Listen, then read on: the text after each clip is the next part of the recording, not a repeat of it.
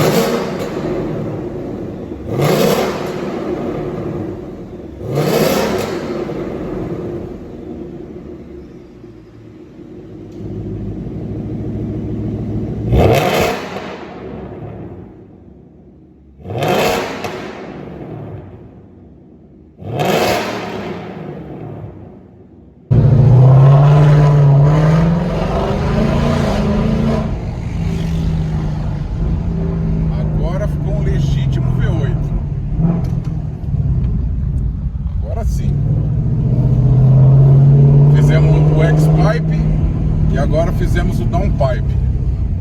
Agora ficou um ronco perfeito, do jeito que eu gosto.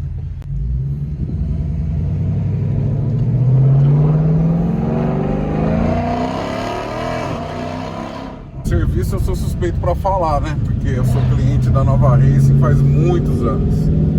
E sou cliente da Nova Racing pelo cuidado, pelo zelo que sempre tiveram com os carros.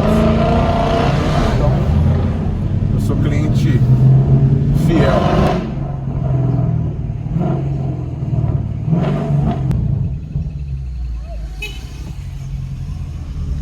Pessoal, gostaram do resultado? Muito obrigado por acompanharem o vídeo até o final. Espero que vocês tenham gostado. E para você que tem um veículo como esse, corre aqui para a Nova Racing, venha nos conhecer. Estamos aqui esperando por você.